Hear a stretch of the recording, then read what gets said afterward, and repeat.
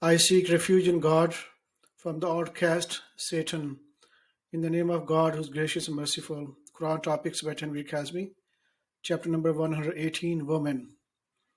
Surah 60, verse 10. O you believe, when believing women ask for asylum with you, you shall test them. God is fully aware of their belief. Once you establish that they are believers, you shall not return them to the disbelievers. You shall not return them to the disbelievers. They are not lawful to remain married to them, nor shall the disbelievers be allowed to marry them. Give back the dowries that the disbelievers have paid. You commit no error by marrying them, so long as you pay them their due dowries. Do not keep disbelieving wives. You may ask them for the dowry you had paid, and they may ask for what they paid. This is God's rule. He rules among you. God is all knowing, most wise. Al Mumtahina 60 Surah verse 11.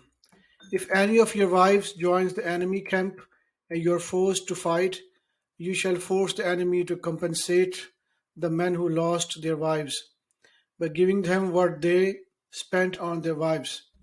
You shall reverence God in whom you believe. O you prophet, when the believing women to seek asylum with you pledge to you that they will not set up any idols beside God, nor steal, nor commit adultery, nor kill their children, nor fabricate any falsehood, nor disobey your righteous orders, you shall accept their pledge and pray to God to forgive them. Allah is forgiver, most merciful. At-Talaq 65 verse 1. O you prophet, when you people divorce the woman, you shall ensure that divorce interim period is fulfilled. You shall measure such an interim precisely. You shall reverence God your Lord.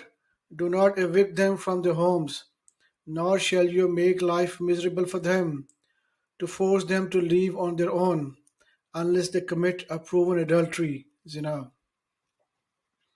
These are God's law. Anyone who transgresses Allah's laws commit an injustice against himself.